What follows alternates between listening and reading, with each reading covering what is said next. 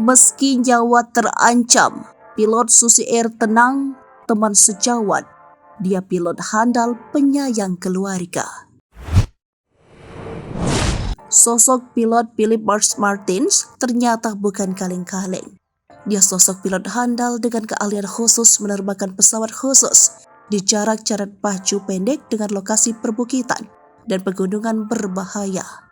Karir Philip dimulai saat dia menyelesaikan sekolah penerbangan dan belajar menerbangkan pesawat di Akademi Penerbangan Internasional di Bandara Christchurch. Maklum, dia berasal dari Christchurch.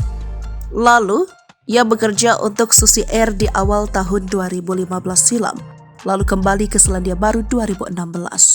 Ia menikah dengan wanita Indonesia pada 2012 sebelum pindah ke Auckland bersama istrinya dan putra yang 5 tahun pada 2016.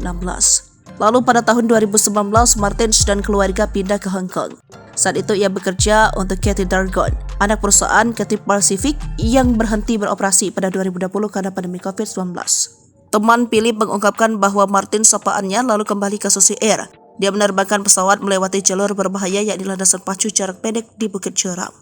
Ini dia, ahli dan pemberani. Semua ini ia lakukan demi keluarga. Dia sangat sayang keluarga karena rela menempatkan diri dalam resiko demi mendapatkan uang untuk menghidupi keluarga, kata mantan sejawat Martins yang enggan disebutkan identitasnya kepada Sydney Morning Herald. Ia menambahkan Phil adalah orang yang baik, tak ada orang yang pernah bicara buruk tentang dia. Sementara OPM lewat juru bicaranya, Sebi Sambom baru-baru ini merilis kondisi pilot pesawat Susi Air Pilatus usai sepekan pasca penyanderaan, menyampaikan jika tak ada respon dari Selandia Baru maupun Indonesia, mereka akan menembak Philips. Sementara dalam satu video, Martins menyampaikan pesan singkat bahwa dirinya disandera agar Papua bisa merdeka.